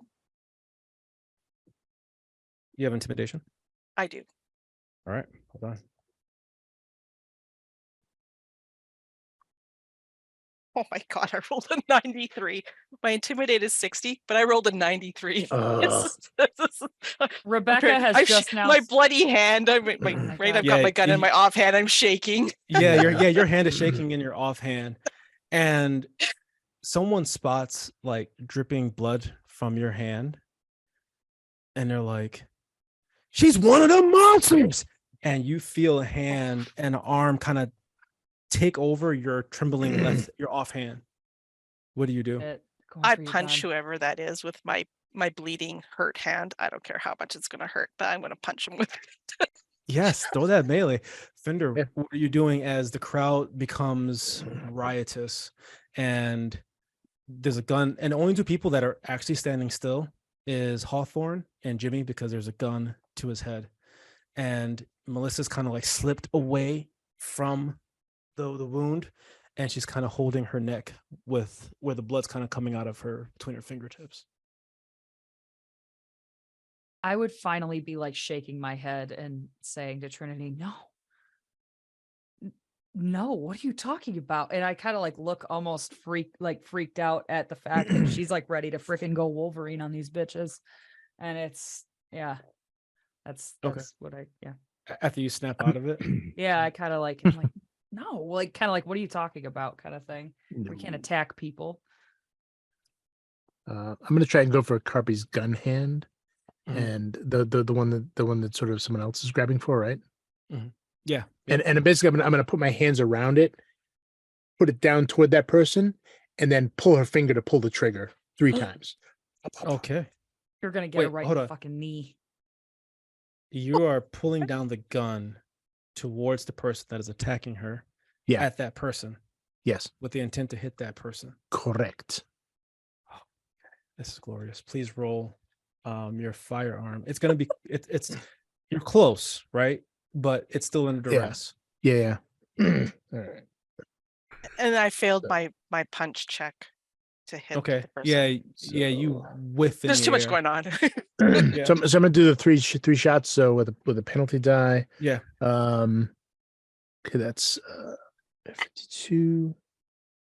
That's a 36, and that's a 39. So that's two hits out of 3. Jeez. Give me luck first. Oh, sure. That's 10%. So that's that's a success. Good. Hit him in the kneecaps both times. And the person falls down, unable to move, and you feel someone tackle you from behind. Hawthorne, what are you doing? Melissa's away from Jimmy. Yeah. She's slipping away like to one of the corners where the melee, and like people are pursuing her though. You see, give me a quick 1d4. 4. 4 people are pursuing her. Yeah. Got 3 shots left. Ooh. That's unfortunate. We don't have time for this. And I grab Melissa and Oh, start. she's outside of arm reach. I'm sorry. Oh, she's outside of arm reach. Yeah, because so if the guy was holding her like this and you were opposed to him, she slipped away when he dropped his arm. And then 2 people from flanking your right started pushing her. So she's probably about 2 or 3 feet. You can reach out and grab her, but she is kind of moving away. So I won't grab her this time. I'll just say, we don't have time for this. And I look right at her. Let's go. And I motion for her to come towards me. I hold my hand out to her. Does she come toward me? Yes. She reaches out towards you immediately. Then I will. In the military, they teach us to shoot the closest target first. I am going to also yell at Karppi, run. I don't really know. I don't think I know Rebecca well enough to fully know how much she's in with us, but Well, and I'm real yelling- quick, Rebecca was like skewering your sister, like very accusing Yeah. in her like interview earlier. So well, I just yell run, but seeing Fender get tackled, the closest target is whoever just tackled him, and I'm going to shoot him in the back of the head. Whoa. damn. Yeah, roll that. Well, wait a minute, how far are you away? I don't Just know. point blank. Yeah, it's probably about 3 feet away. 3, 4, 4. Yeah, 4 feet I just away. know that Fender is our way out of here. Yeah, roll that with bonus. I'm about The to do a bonus, flying slip okay. again. So let's see the 10s. With the bonus, that's going to be a 24, which is a Nice. hard success. Nice. Yeah. Fender, you hear the sounds of a gunshot go off, and you see the exit of the bullet kind of like, punch through the head and through Oh, as yes. Who is the person he just shot? Oh. the person he just shot was the he doesn't remember his name. I think it was like the Greg or something like that, or Jimmy, or not Greg, not Jimmy, but Greg, or so Gary. some G name. But Yeah. he was the bagger at the local supermarket. Oh, wow. Hmm. Boom. Quick sanity check. You as To well, which of us? Hawthorne. Yes, both. Okay. Both of us? 25. Fair. That's success. 89. Ooh. Fender, on your sheet, I want you to write down violence, and I want you to put a check Yep. mark by it. Okay. Hawthorne, on your sheet, I want you to write violence and put a check mark by it.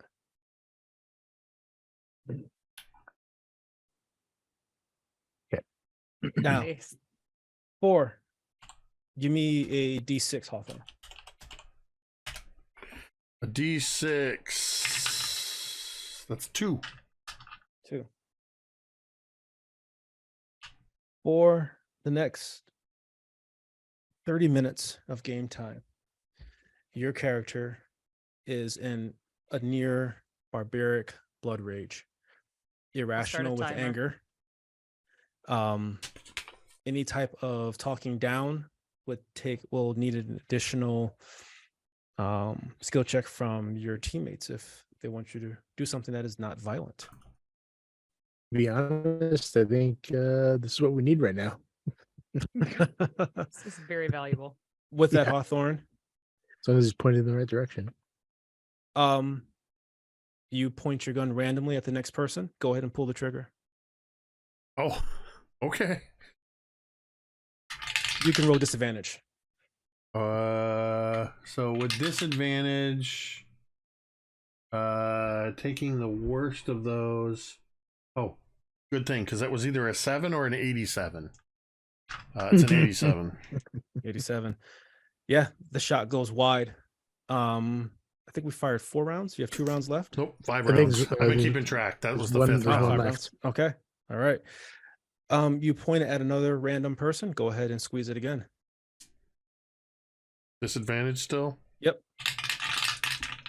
Oh. You're not gonna believe this. I rolled 2 d10s. Or Mhm. two of the 10s and 1.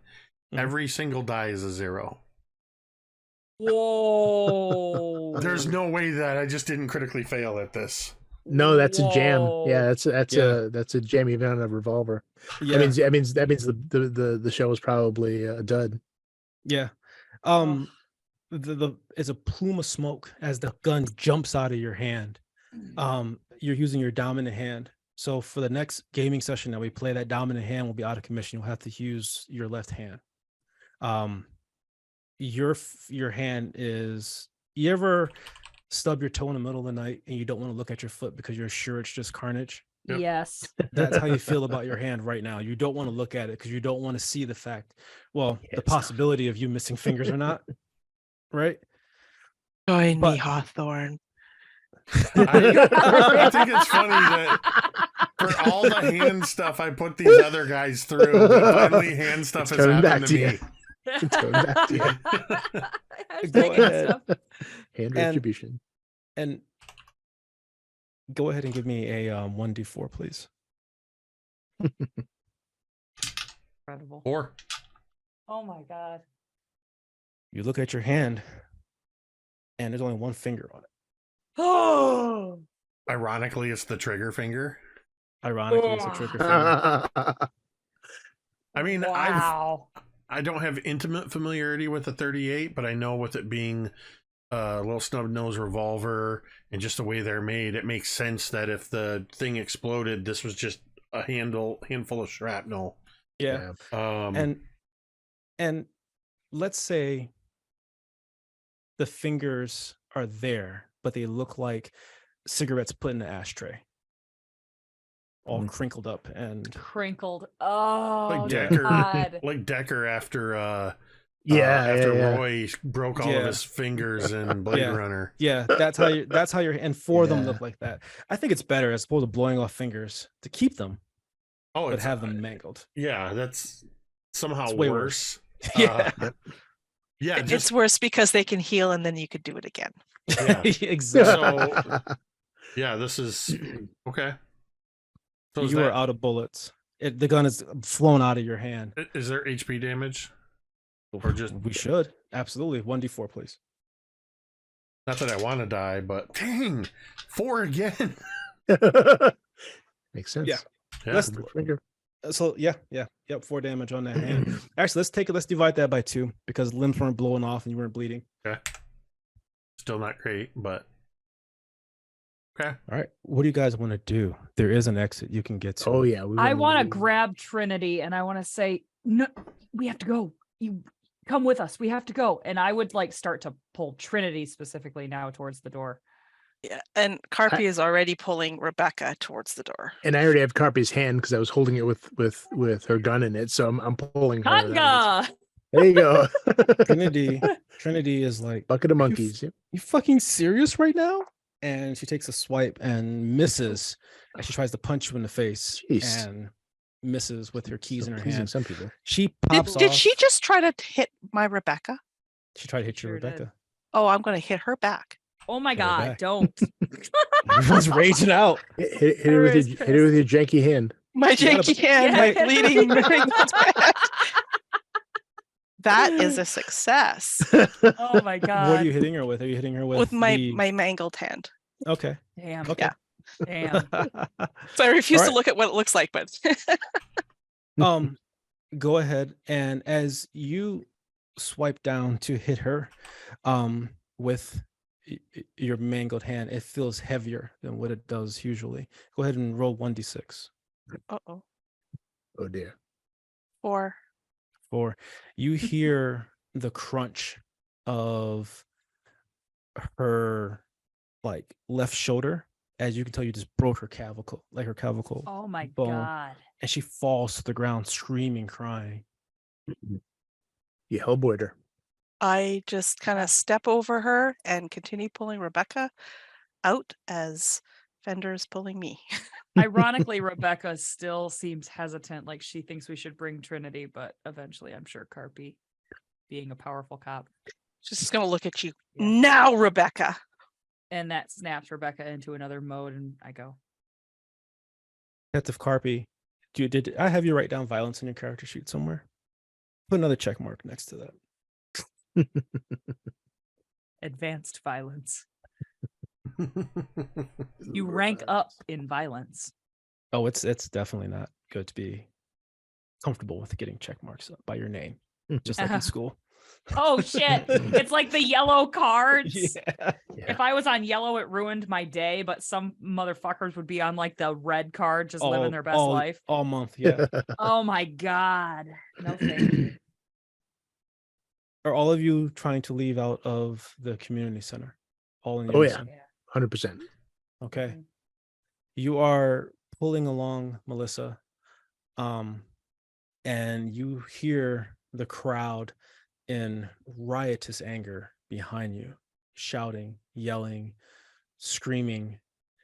And as you begin to leave hold on one second here. Okay. As you begin to leave the rec center, it goes, you feel a sudden strong earthquake just as you leave out of the exit doors. And it's violently shaking. Maybe it feels like a 7.5 or 8.0 earthquake.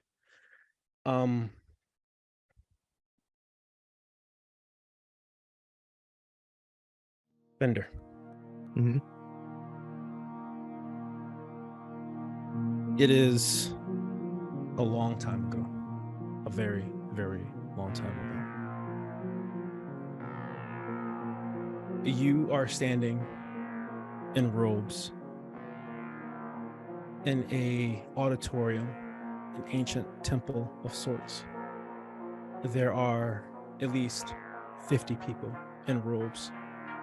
There is a baby on the altar and one person over that altar. As the person begins to say incantations, someone in robes beside you explodes. With each incantation, another person in robes explodes. You are standing directly in the center aisle of this large cathedral by yourself, surrounded by fellow people in robes. What do you feel as the baby is on the altar and all these people are exploding as each incantation is said? I feel a sort of a mixture of there's this sort of reflexive revulsion, but there's also sort of an overwhelming ecstasy of it, of that moment, that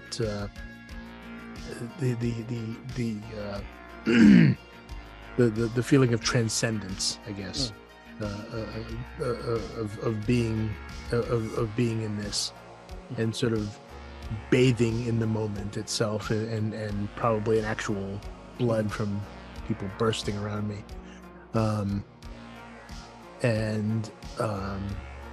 it's this sort of mixture of like I said, this deep sort of revulsion with combined with that that religious awe. The head leader is saying, "It is said that a god once gave his son to save humanity. But when a man gives his son to become a god to save humanity, is the true test of perseverance and vigilance." Another incantation is spoken, and more bodies explode, all chanting at the same time. There is a sudden burst of gunfire, a sudden burst from the top of the temple, black-clad people ziplining down, shooting machine gun fire into the temple full of people. You run up and grab the baby, and the head priest says, "And the final incantation," and he takes a dagger out and plunges himself in the heart, and the baby begins to cry. You run as you hear exchanging gunfire from other cultists and the law authorities through a maze of tunnels, and you appear out of the temple. You see an 1975 police car, Chevy Impala. It's empty. The rest of the cops are preoccupied with storming the temple. You hop into the police car, the 1975 police car, Chevy Impala, and begin barreling down the road as police helicopters swarm over you. And as the police helicopters swarm above you, the sky turns into that liquid ocean again. You feel the gaze of something internal looking at you and looking at your son. What does Silas's father say to him as he's looking at his baby son? He says,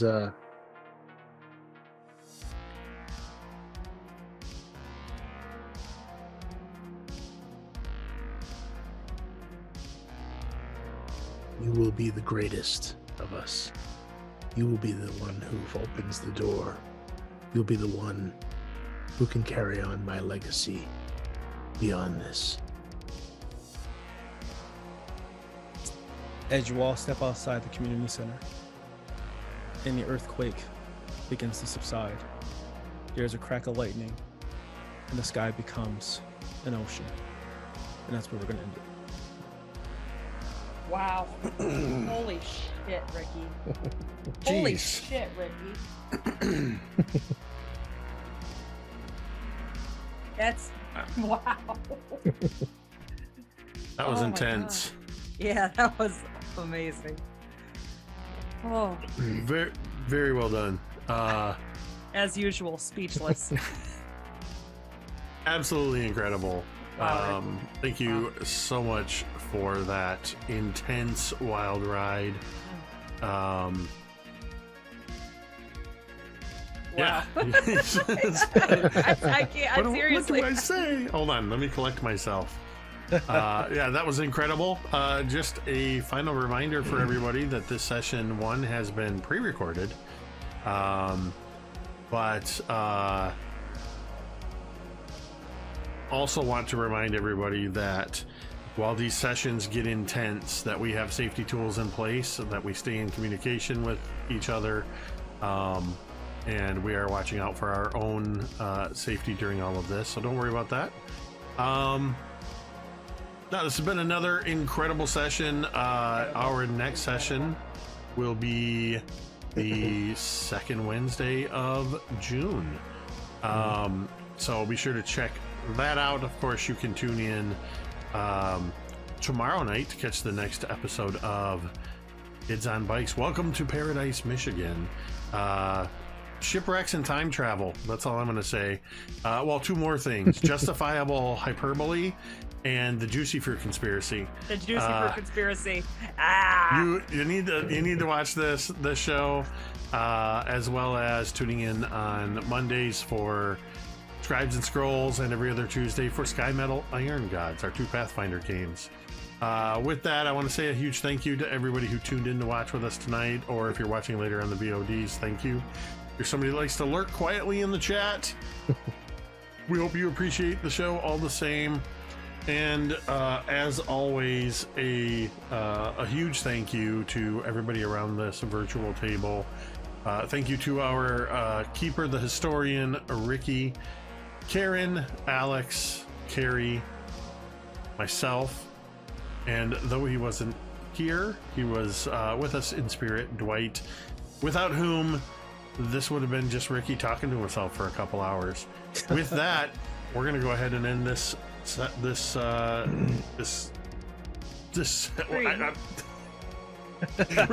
so discombobulated. We're gonna end this nightmare the same way we end every nightmare, and you can say it with me if you want. Da, da, da, da, da, da.